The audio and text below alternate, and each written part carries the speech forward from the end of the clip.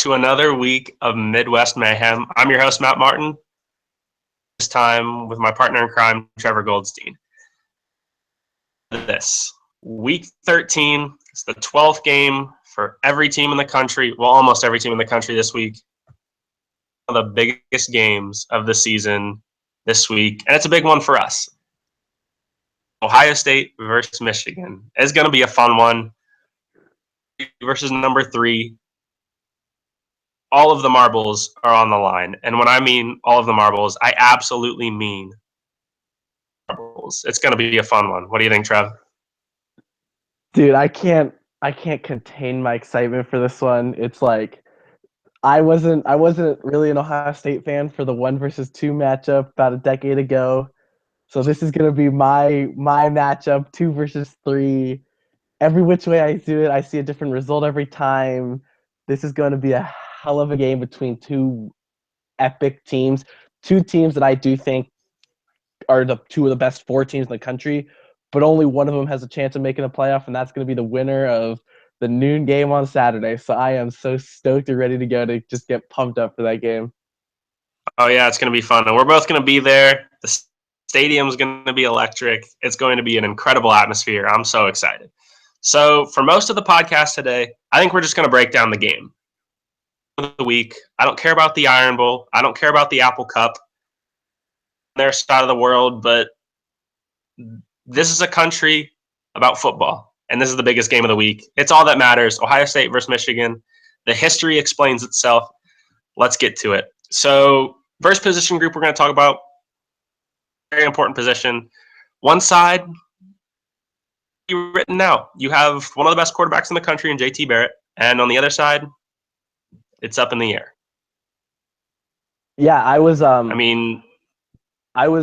writing out this depth chart, and I wrote JT for Ohio State versus question mark for Michigan. Like they're still saying Wilton Speight might play, is day to day. Something I have a gut feeling that he's not healthy enough. He's not going to play. This is just Harbaugh bringing along Ohio State, not letting him know who the starting quarterback is going to be. I think it's going to be O'Korn, but it could be Wilton Speight healthy, and this is still Ohio State's biggest advantage. JT Barrett is everything Ohio State's offense needs to be and more, and John O'Korn, if he turns around and hands the ball off 100 times, Jim Harbaugh would be happy. So this is Ohio State's biggest advantage. JT Barrett, one of the best in the country, and definitely the best going to be in that game on Saturday. Oh, yeah, definitely. I think that if Ohio State comes out with the game plan that they did against Michigan State and JT Barrett runs the ball 20 times, things go well for the Buckeyes, or as well as they would like. Got to throw. He's proven he can throw in the past, but it's something that they need to get back to. They did well against Nebraska throwing the ball. They did well against Maryland at throwing the ball. And last week against Michigan State, things got cold, things got windy, and conservative play calling came out for the Buckeyes, and it really hurt the offense. Back to throwing the ball like he has and like he's proven he can, Ohio State will have a great day. On the other side of things, at 50%, I think is a huge plus for the Buckeyes. He, at 50%, is not as good as John O'Korn. Good passer, but at 50%, and with the collarbone questions, I think there will be power left off of his throw. He won't get balls to receivers in time, and that opens the door for someone we're going to talk about later. And he is one of the best defensive backs in the country. But John O'Korn, I think he brings a different element to Michigan's game. He's definitely a little bit more mobile than Speight. Spate's had a little bit of trouble with in the past, containing mobile quarterbacks.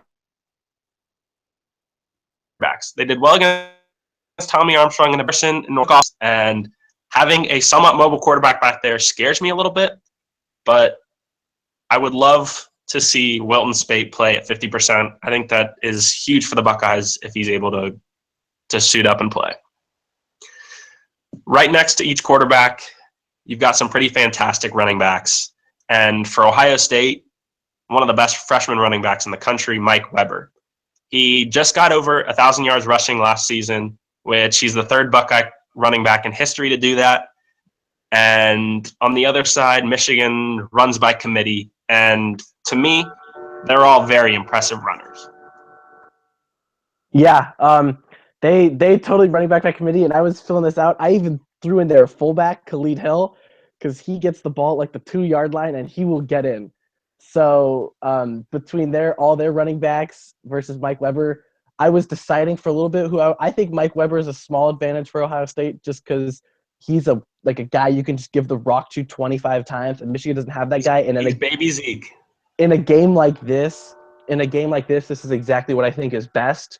So I think Mike Weber has the advantage, but it's tough that knowing you could face 3 different types of running backs and having to prepare for all of them.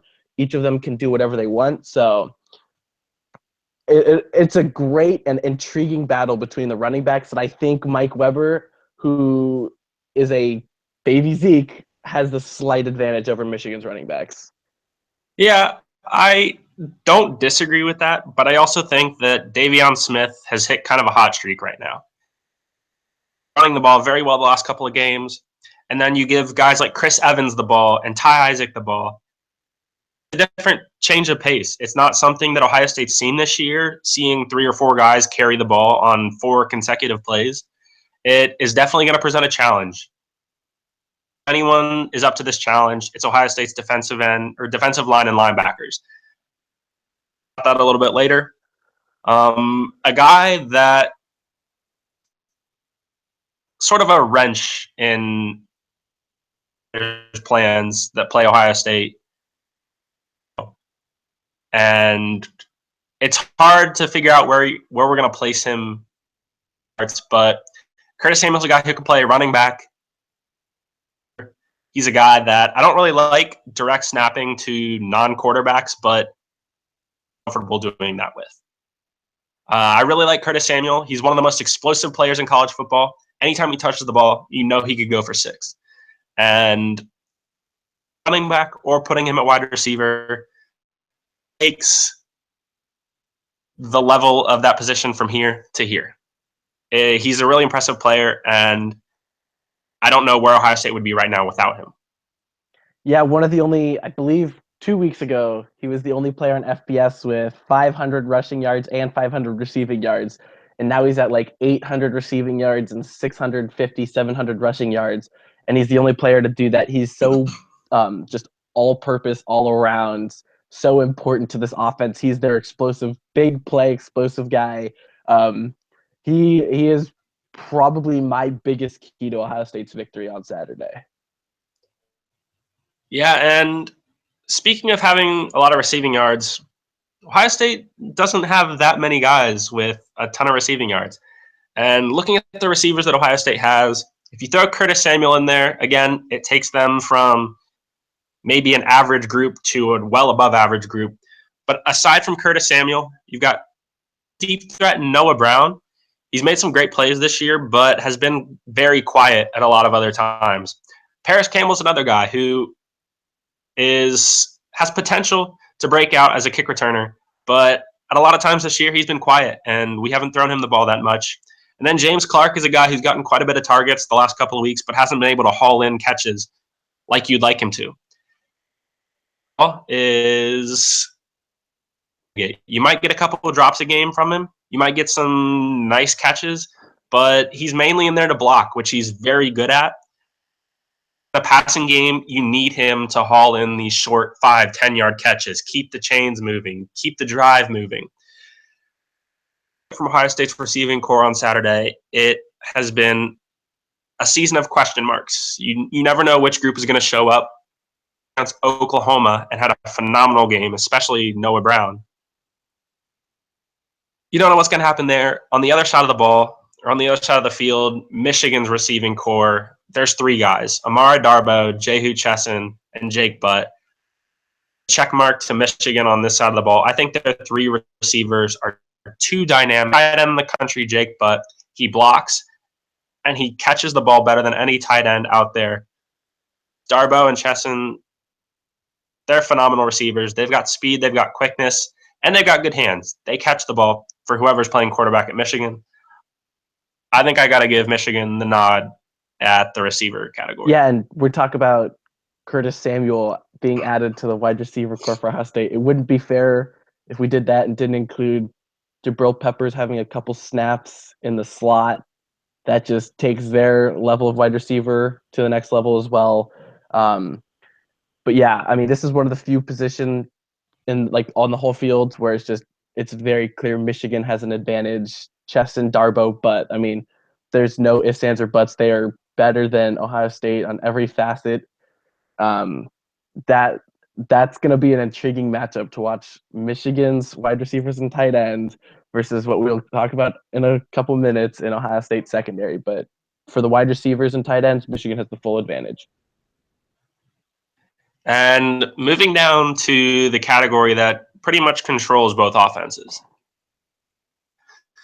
Ohio State's offensive line has been very good at the beginning of the year, and like the wide receivers, have been a giant question mark late. One of the best centers, if not the best center in the country, shaky lately. They've been false start penalties, holding penalties, letting guys get by him, which is completely uncharacteristic for Pat Elflein on Saturday. I mean, he's an Ohio-raised boy, Central Ohio-raised boy. This is the game for him. For him to come out of his slump, it's Saturday. That I look at are Michael Jordan and Isaiah Prince, who have been question marks all season long. Holding penalties, false start penalties, mistakes that you can't have in big games, they've been victim of all season long. It's got to get better, and it starts with Pat Elflein. These guys aren't going to get better if their leaders in the center aren't going to get better. Billy Price as well at guard. If these guys aren't playing well and they aren't focused, the young guys around them aren't going to be playing well and they aren't going to be focused. It starts with them in the middle. And I think if they can have a great game on Saturday, the entire offensive line can have a great game. But looking at Michigan's offensive line, this is a very strong and experienced group of guys. Chris Wormley, looking at the defensive line. Mason Cole, Kyle Kalis, and Eric Magnuson. Phenomenal, strong, quick off the ball. These guys open running lanes all game long, and they're going to give Ohio State's defensive line a handful on Saturday. Yeah, this is offensive line is right where I started circling experience, and I'm not sure if we're going to talk about intangibles, but Michigan is senior, junior, sophomore, across the depth chart, and Ohio State is the youngest team in the country. They're starting 2 underclassmen and a true junior on their offensive line. And again, when I was writing down my depth chart for these two teams, I wrote Pat Elflein is the best player on either offensive line when he's on his game. But I think Michigan has a better overall offensive line. It's impossible to know how Michael Jordan is going to react to the big game, the big moments, and it's going to be impossible. How is he going to react to Michigan's D-line, which, again, we'll talk about in a little bit, but they are loaded as well. I think Michigan has a slight advantage, but again, if Pat Elflein can raise his game to another level, then he can raise the entire offensive line of Ohio State, and then that becomes almost a dead tie. And the one stat that I will say is an advantage to Ohio State is Ohio State is 8th in the country in rushing, and that's a good sign for our offensive line. But we haven't had to play a defense like Michigan yet. And I mean, we did play Wisconsin, but our offense kind of struggled, especially our offensive line in that game. So we'll see how that goes, but I'm going to give Michigan a slight advantage, but with Pat Elflein being the best player on either line. Oh, yeah. And looking at the guys that are going to is extremely young. All across the board, they've got youth, but they've got a lot of talent. And a lot of people look at the guys like Sam Hubbard and Tyquan Lewis, the big playmakers for Ohio State for the most part, to get the job done. But my big X factor for the Saturday is Jalen Holmes. He's had a phenomenal last couple of games. He is so athletic, so quick. He's got length to get by guys. Holmes has been doing for the Buckeyes over the last couple of weeks, and I really look for it to continue. Michigan. On Michigan's defensive line, they've led by 2 guys that are from Ohio, which really grinds my gears that these guys go up to Michigan. Chris Wormley and Taco Charlton are on the defensive line for Michigan. I think Wormley off the edge is a huge factor in this game. If he can get around the tackles for Ohio State and get pressure on JT Barrett, it's going to be a long day for JT Barrett. Kane, Chris Wormley, but Taco Charlton will be coming right up the middle. that guys like Billy Price and Pat Elflein can handle him. I don't think he's as good as advertised. It's just containing those two guys. I think Ohio State could do it, and Jalen Holmes has got to get pressure on whichever quarterback is out there for Michigan. Yeah, I was looking at the D line, and this is the one position I just couldn't choose, so I wrote tie. But I did it for entirely different reasons. I'm looking at Ohio State's defensive line, and they are geared to stop the run on first and second down and then rush the passer on third down. But they also can rush the passer knowing how great their secondary is. So they almost rush the passer to contain a quarterback to make sure he has to throw the ball. Meanwhile, Michigan, they'll just get after you and they won't stop. You didn't even mention Ryan Glasgow, who's a superstar. They have all seniors. Mm-hmm. Their defensive line is 4 redshirt seniors. You want to talk about experience, about 22-year-old men going against 18-year-old Michael Jordan. They are seniors. They are going to be getting after JT Barrett. They are top 10 in the nation in sacks. Ohio State really isn't even close to that, but again, that's because they play contain. In terms of just getting after the quarterback, Michigan is better. But in terms of stopping the run, we didn't mention Michael Hill. He will just plug up the middle. He will take 2 guys every time, allow Raekwon McMillan and the linebackers of Ohio State to go and get the stop. I think this is Nick Bosa time. I think he's going to make one big play in honor of his brother. But yeah, I think this is a dead tie in terms of the D-line.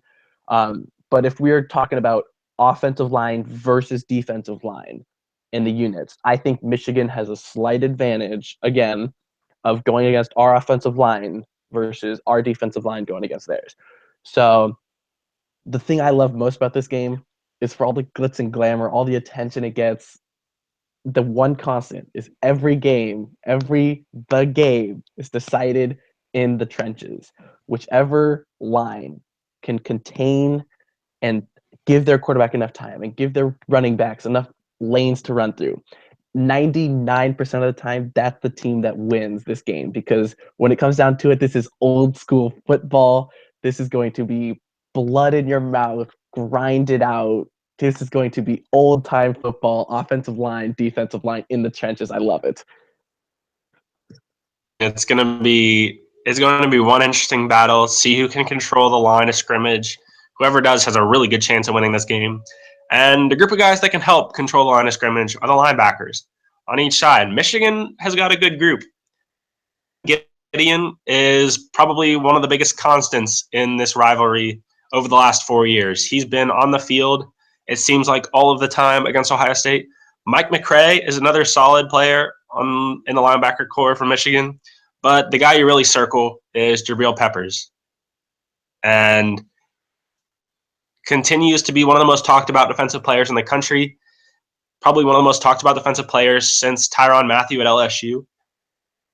Phenomenal all year long, but again, I don't think he is as good as advertised. I think this Ohio State defense will present him with some speed that he hasn't seen yet. I know he's fast, but he hasn't seen Curtis Samuel this year. He hasn't seen running right at him.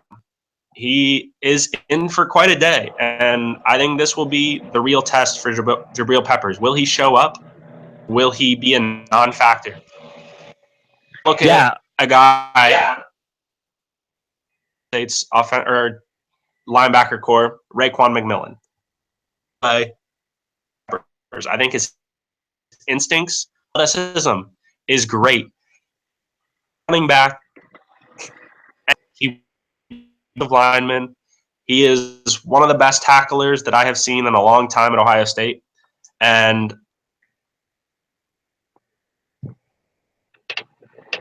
those are 2 guys well. And I'm really excited to see what they can do on Saturday. The run. And maybe one of the outside guys getting after the quarterback, because that'll be a huge factor.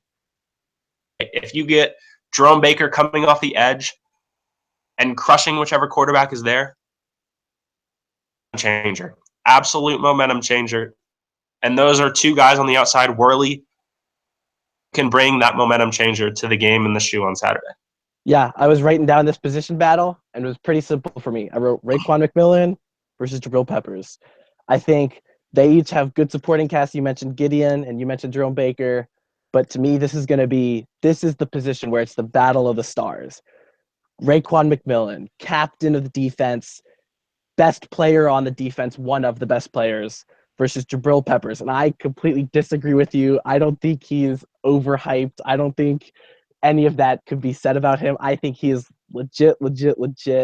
I give that guy all the credit in the world. He's fast. He's physical. He can get after the quarterback. He can guard anyone in the country.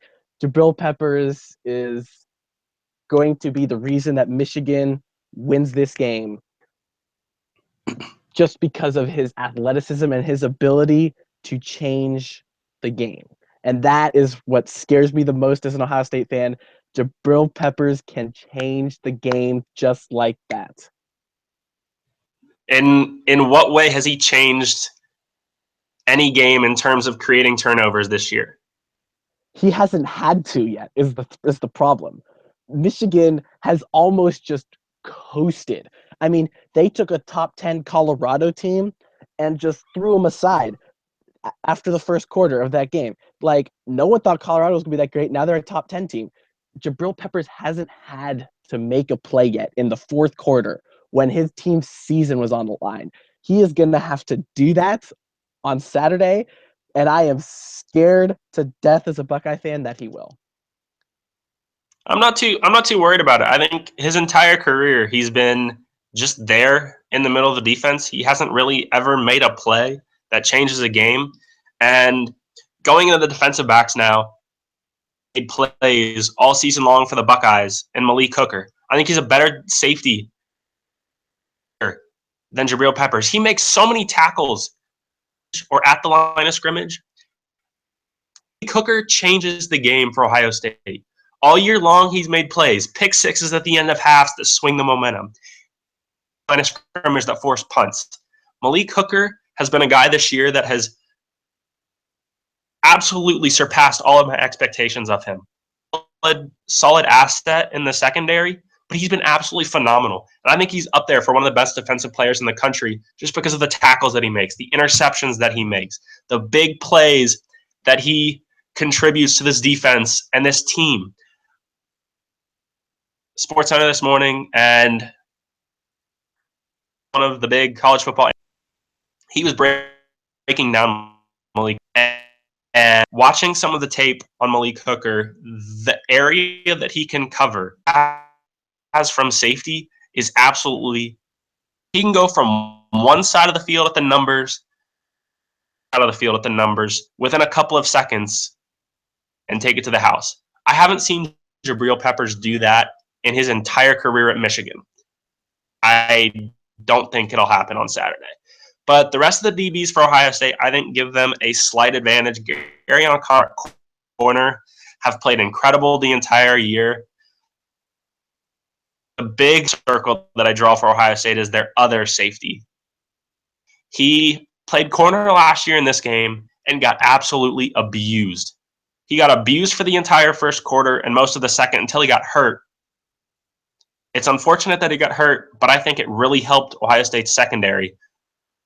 Weakness that Michigan could just say, okay, we're going to run a curl route on that guy, and we're going to get a first down. That happened way too many times. Then he got hurt, and it didn't really happen again. So I look at Damon Webb at safety, draw a big circle. Because if Ohio State's going to get beat in the secondary, that's where it's going to be. I know they'll see it. They'll see it on tape. They'll say, we're going to go right after him.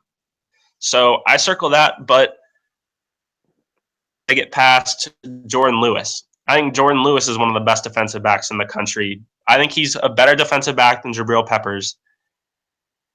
He's going to be a big factor for Michigan. Yeah, I actually disagree with you. I think outside of JT Barrett, this is Ohio State's biggest advantage on the field. I think you talked about Malik Hooker. Marshawn Lattimore has 4 interceptions on the year. Garyon Conley had the game clincher last week against Michigan State. This is a group, they pride themselves on turnovers, and not just turnovers, but once they get the ball, the offense isn't going to touch it because they are going to take it to the end zone. one of the big reasons Ohio State is averaging 43 points a game is because their defense averages basically 7. You can almost count on the defense scoring at least 1 touchdown a game. And that's because of the secondary. I think this is Ohio State's second biggest advantage. I think it's going to be just so hard for Michigan to get anything deep. And what do Amara Darbo and Jehu Chesson do better than anything else? They run deep routes. They can have the breakaway speed. They can go up and get a ball. And you're talking about Malik Hooker running from number to number, or Garyon Conley and Marshall Lattimore on the outside. That's not going to be an option. So I think it's Ohio State's biggest advantage. Jordan Lewis might actually be the best secondary player in this game, but the collective unit of Ohio State is so much better, I think, than what Michigan presents. If Ohio State is going to win this game, they are going to be able to rush the passer, and they might even be able to put Damon Webb, if he plays, in with 8 guys in the box and just rely on 3 guys, those 3 cover guys. This is Ohio State's biggest advantage. If they score a touchdown, Ohio State wins. No doubt. Moving into our final little category here. It's a big one, special teams. You saw how special teams changed the game. They don't show up to play. You might lose a football game. And I'm sure retired Frank Beamer will vouch for that. The Michigan side of special teams. Kenny Allen. Do-it-all special teams guy for them. He has been over his entire career as a Wolverine. Field goals, getting into field goal range based on, or like looking at these 2 defenses and how powerful they've been all year. Getting into field goal range is huge. And having a kicker who can convert from decent distances. And Kenny Allen beyond 40 yards this year, that's 50%. That's not very good at all. And 30 to 39 yards, which that's not good either. College kickers, especially at this level, should be almost automatic from that range. And I think not being able to hit from 30 to 39 yards at a 100% not good. And it could cost you a game, especially a game of this caliber. Tyler Durbin has been phenomenal all year. He hasn't missed a field goal that's gotten past the line. The only one he missed was at Penn State, and it got blocked. The line on field goal unit for Ohio State can block, and they can keep Michigan out of the air. I think Tyler Durbin can convert. He can convert from all ranges. He hasn't kicked one from 50 yards this year, but I don't think Urban Meyer and I don't think he would kick from 50 yards. I think he'd rather punt in the country Cam Johnston at that point. But Tyler Durbin has been phenomenal from 49 and in all year long. And with one of the best punters in the country, Cam Johnston, I think being able to flip the field this game. Yeah, so my take on the special teams is kicking-wise, Ohio State has the advantage. Hands down, both punting and kicking field goals. Return-wise, that's where Michigan has the advantage. Again, Jabril Peppers is their punt returner. Ohio State... What has he done this year? Okay, what has Ohio State's punt returners done? We started with Dontre Wilson, who fumbled and had to be replaced. We don't even know who's going to start. Dontre's not returning punts. Exactly. KJ Hill will return punts, and he'll do all right. That's all you ask. You're telling me you'd rather take KJ Hill than Jabril Peppers as your punt returner. What has Jabril Peppers done this year at punt return? He returned 1 punt all the way, and it was against Rutgers. Jabril Peppers, okay, is it about what it's about what he can do. I'm not looking at what he has done. I'm forecasting ahead to this week and thinking that Jabril Peppers can absolutely score a touchdown on a punt return. KJ Hill cannot. He could. KJ Hill cannot. Says who? I think the advantage in the return game goes to Michigan and Jabril Peppers. Goes back and returns punts. If he does, then I'll call it a tie. But until I see that, it's Jabril Peppers all the way. All right, so moving aside from this game, well, actually we're going to talk about something that set up the 2-3 matchup in this game. That's the college football playoff poll. We've talked about it all year long. it's brought us here to this 2-3 matchup. And one of the points that I wanted to make, and it's probably the same point we make every week, is that Western Michigan is still disrespected. They're still sitting at 21. Good news for them is the only 2 non-Power 5 teams ahead of them control their own destiny in terms of winning their own conference championship. Houston this week, and they're behind Navy in the American, is also still ahead of Western Michigan, and they're sitting behind Wyoming, New Mexico this week. And if Wyoming wins this game, they're headed to the Mountain West Championship game ahead of Boise State. Teams sitting outside of the New Year's Six contention because they won't win their conference championship. Real reason to be concerned if you're Western Michigan is Navy. Navy cracked the top 25 this week at 25, and both teams still have their conference championship left. It's looking now like I think Western Michigan would play Ohio if they make it. It's going to be that great of a win if you get it, and Navy will be playing probably a maybe 10-win South Florida team, which is definitely more impressive than a 7-win Ohio team. So it'll be interesting to see what the committee does because they always seem to surprise us, and nobody really knows what's going on in that room. People who control everybody's fate. But like you mentioned earlier when we were talking before we came on, respect as they have for long. Yep. I think we talk about for Clemson and those teams, you win out, you're in. That's what we've been saying. And I'm going to go ahead and say I agree with that with Western Michigan as well. If they win out, they're the New Year's Six representative. There's no way the committee will leave out an undefeated MAC champion over a 2-loss Navy. And honestly, I think if Wyoming stumbles and Boise State does win their conference championship, I still think Western Michigan gets the nod. I think we talk every week, Matt. We see it's impossible, not impossible, but nearly impossible to go undefeated in a full college football season. There is something to be said if you can end the season going into bowl season with a 0 in the loss category. And if Western Michigan does that, I think at the end of the day, with the win against Toledo this week, the committee respects them, realizes that they really are the best group of 5 representative. I think Western Michigan controls their own destiny, but I still don't think they're getting enough respect. 21 is just way not good enough.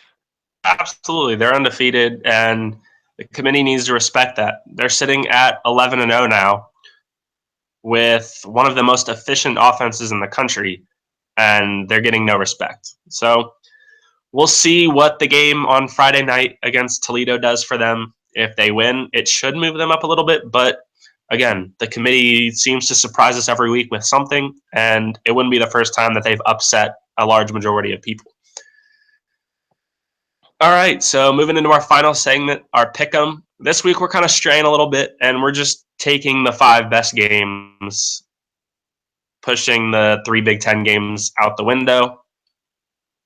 There's a Friday night special, 3:30 Eastern time on Friday. We got the Apple Cup. Travels to Washington State. This is like I don't know why this game is so difficult for me. I'm a big Luke Falk fan. I think Washington is better than Washington State everywhere on the field, and I think Chris Peterson is a better coach than Mike Leach. But there's just been something about this college football season that is telling me that this game, Friday night or Friday afternoon, is going to be an upset. So I'm going away from my head, away from everything I've seen on the field, and I'm going with the gut that is telling me that Washington State is going to win this game, add just a little more chaos, get the 5-team a loss with a 2 or a 3-team already losing this week. Everything's going up in flames. I'm picking with my gut this week. I'm picking Washington State. All righty. For those of you who listen, and Trevor, you especially know how much I absolutely hate Washington. I don't think they're a good football team, but After watching Washington State last week, I was slightly impressed with Luke Falk. I think he can put the ball in the money when he needs to, but I don't think the rest of Washington State is really that great. I think their biggest strength is they pass the ball like 70 times a game. And the other thing I do like about Washington State, though, is that Luke Falk apparently calls all of their run plays. He reads the defense when they get up there and audibles into a run. I think that's pretty cool that the coach would put that on a quarterback. But in this game, I'm going opposite you. I'm going to pick with my head, and I think Washington's going to win this game. I don't see a reason why they shouldn't. I just don't think that the rest of Washington State is that great. I really do hope that the Pirate, Mike Leach, and Washington State gets this win. I would love to see Washington lose another football game and not even make the Pac-12 championship game. I would love nothing more than that on Friday. We'll talk about that very shortly. But I would love to see Washington State knock off Washington. It'd be a big win for them in this rivalry and a huge win for the program. They get to go to the Pac-12 championship. But I do think Washington will win this one. Now, the one thing that I would like on Friday more than a Washington State victory is a Western Michigan Bronco victory. At 5 o'clock on Friday, Toledo travels to Western Michigan, and it's probably the biggest game in the MAC all year. You got 9-2 Toledo versus 11-0 Western Michigan. Winner gets to go to the conference championship game. I'm going to take Western Michigan. I think that they have a phenomenal offense. Coach PJ Fleck, if you've listened before, you know how I feel about their entire football team. I think this team deserves a higher ranking than 21. Personally, I have them in at least the top 15 just because they've proven that they can win football games. Unlike every other team besides Bama, they're undefeated. They haven't lost. They don't lose. And I think they're going to take it to Toledo just because they've shown that we are disrespected. Another thing to look out for in this game, wide receiver Corey Davis for Western Michigan is 26 yards away from setting the NCAA record for receiving yards in a career. He will, if he gets, I think, 20 yards this game, amasses the 5,000 yards in a career mark at receiver, which is something only one other person's done, and they've gotten to 5,005. He has reached phenomenal numbers throughout his career, and Friday night, he could reach the pinnacle of a receiver's career and break the NCAA record for career yards. So I think in spirit of Corey Davis breaking that record, I'm taking the Broncos. I think you're going to be happy on all fronts. I think Western Michigan's going to dominate Toledo, and I think Corey Davis is going to have 150, 200 receiving yards. He's going to score a couple touchdowns. Zach Terrell is going to throw him the ball. People say they don't go on stats or whatnot, but there are some stats that you just know are there. And Western Michigan and PJ Fleck will know that they're there. But the best part about it is they don't need to force him the ball. It'll just come with their offense. He'll get 26 yards easily. I think Toledo's going to keep it close until halftime. My gut says that. And then my gut says that PJ Fleck is just going to say something during halftime as an ultra master motivator. And they're going to run away from there. And I'm taking the Broncos on Friday. I do think that Logan Woodside at Toledo is a great quarterback. He's blown past the 3,000 passing yard mark on the year. He's thrown for 40 touchdowns, but yeah, I don't think that Zach Terrell and Corey Davis are losing this football game. Another big one this weekend, not as big as our final game, but it's a 3:30 game on CBS. It's the Iron Bowl, Auburn at Bama. Trevor, what are you thinking about this one? Yeah, I was looking at, for Ohio State and Michigan, I was looking at who's allowed more rushing yards, and I was just kind of perusing through some stats. And then I saw that Alabama was like 30 yards better on a rushing defense than every other team in the country. And Auburn, I believe, is second or third in the country at rushing offense. So we're talking strength on strength, and there's no doubt in my mind that Alabama's strength of run defense is better than Auburn's strength of run offense. I would love to see Auburn win, but with how the season has gone, this game really doesn't matter to Alabama. They have a 100% mulligan on their schedule. It could come in the SEC championship game against Florida, who's really not very good, and they'll still get into the playoff. They can lose one of their next two games. I don't think it's going to be the Iron Bowl. I think they handle business. this team, they just look really good all the way up and down. They have a mulligan to play with, so there's not going to be that much pressure. I'm picking Alabama. Yeah, I'm right there with you. I mean, Auburn was ranked 13th in last night's college football playoff poll, but I don't really think they're that good. They haven't played anybody all year. They looked terrible at the beginning, kind of hit a hot stretch in the middle, and have reverted back to their bad ways. They don't have a quarterback, which isn't going to fare well against Alabama. And like you said, I just think Alabama's defense is way too good. I think they'll win by at least 20 on Saturday, and it's just not going to be that much of a contest. One that could be a contest down to the very end is at 8 o'clock on Saturday night, Florida at Florida State. Yeah, man, I don't know what to think. Like, LSU should have won that game against Florida. I can't believe Florida pulled that out at the end. We talk about Florida's secondary being really good. Their whole defense is really good. Let's not just let their whole defense, not just their secondary. But man, Florida can't score. Like, it's hard to pick a team that just cannot put up points. I know you could argue that if they only give up 3 points, they'll win. But no one is really sure their offense can score one touchdown in a game. Florida State, on the other hand, Dalvin Cook, DeAndre Francois. I think the Seminoles are going to win this game. But again, Florida's secondary scares me. Florida's defense scares me. But I don't think Florida's going to be able to score on Florida State. I don't know. I'm not actually looking forward to watching this game. I think it's going to be kind of boring. I'm going to call it a mediocre game that looks like it's a 24 versus 25 matchup with a lot of penalties. They kind of hate each other because they're rivals, but they kind of don't because they're not even in the same conference. But in the end, I'm going to go with Florida State. Yeah, I think I'm going to go Florida State as well. I think that having Dalvin Cook on your team is too much of an X factor. I really like Florida's defense, though.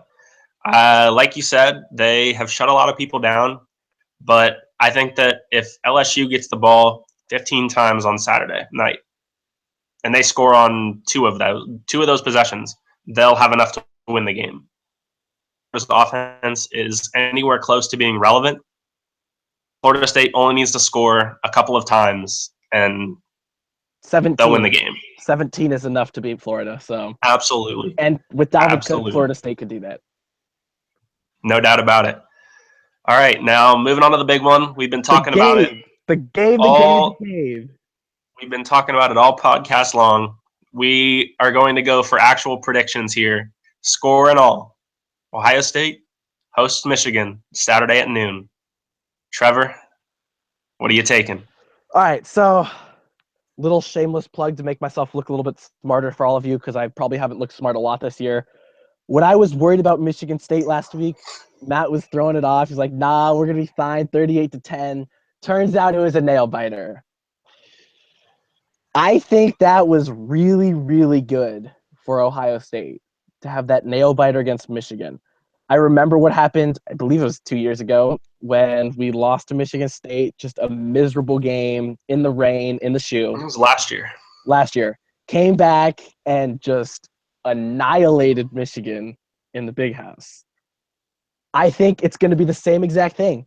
We are going to have a really close game in bad weather against Michigan State the week before. Everyone turns the page on Sunday. It's time to beat TTUN, that team up north. I mean, I saw something that said Ohio State's tackling dummies have been dressed in blue and maize and blue, and they got M's on the front of them.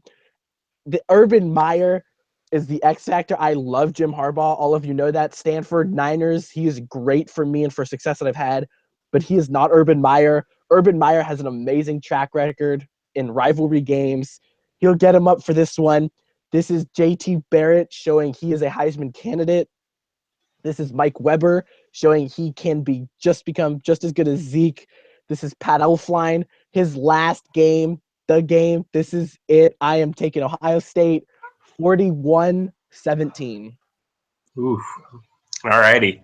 Well, I'm right there with you for every reason that you just talked about. I think Ohio State is going to be so motivated after last week. I don't think they were happy at all with the way that they played. And, you know, both teams have had this circled on their calendar since 364 days since ago. last year. and you're going to get up to play in this one. The weather is going, right now it's looking to be pretty good. It'll probably be 40 and sunny. So great weather for the last weekend of November. And I think this one's going to be Ohio State. It's two of the best defenses in the country, but just like 2006, it's going to go against that. Both defenses were phenomenal going into that one, and we had a high-scoring game. I don't think it's going to be as high-scoring. I think Ohio State puts up 31 points, but I only think Michigan gets 2 touchdowns. I think they'll miss a field goal at some point in the game. 31-14, Ohio State takes care of business on Saturday. Yeah, it's going to be an epic game. I'm going to go ahead and say the atmosphere, just the build up to it's going to be one of the best games of the year. I don't think the score is going to be that close in the end. Again, this could just be me as a hopeful Buckeye, but I think I'm going with my head on this one. I just think Ohio State. I think having a quarterback is important in a big game like this, and I still don't know who Michigan's quarterback going to be. JT, obviously, this is JT Barrett and Ohio State time. Well, I'm right there with you. I mean, I was watching the 2006 game last night, and I was looking at that team, and I was trying to figure out what made them so good. Comparing them to this team, there is no Chad Henne at quarterback. There is no Mike Hart at running back. There is no Steve Breston or Mario Manningham at wide receiver. This Michigan team doesn't have those all-star offensive players that they've had in the past that help them play close against Ohio State. So I think the lack of superstar on offense for Michigan is going to really hurt them on Saturday. All right. Well, thank you guys for tuning in. And I hope you guys have a great Thanksgiving. We both wish everyone out there happy Thanksgiving. Eat a lot of food for us. We demand it. And have some fun this weekend watching football. It's going to be a great slate of games. Matters at noon on Saturday. And thanks for tuning in. And we look forward to talking to you next week.